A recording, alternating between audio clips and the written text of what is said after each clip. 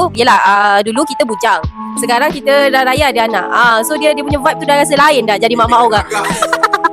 Dia kan selalu kita masa bujang kita siapkan diri kita je tau. Sekarang ni dah kahwin, aduh hai kita yang kemudian nak siapkan anak lagi, nak siapkan laki lagi. So anak pun makin lama makin besar. Itu adalah momen kita lah sebagai seorang ibu kan.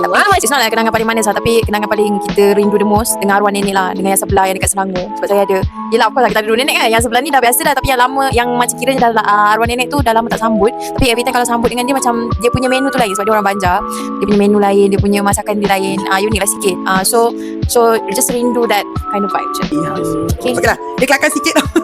Okay, masa kita kecil-kecil, Ami masa tu beraya dekat Melaka lah, kat kampung kiranya.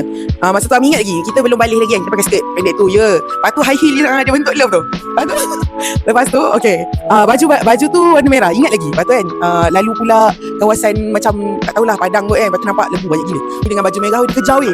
Aku macam, ya Allah kenapa aku kena kejar? Lepas tu kan, lari kan. Dengan konon-konon basikal halimunan tu. Terbijak tak lembu, jatuh longkang. Weh, ya Allah baliknya masa tu. Yang ni pergi raya rumah orang. Pergi raya rumah orang, ingatkan air sirap. Sekali cordial je. Dia tak pancur lagi. Dah mulut manis saja penuh gula. Tu yang hari-hari saya senyum aja.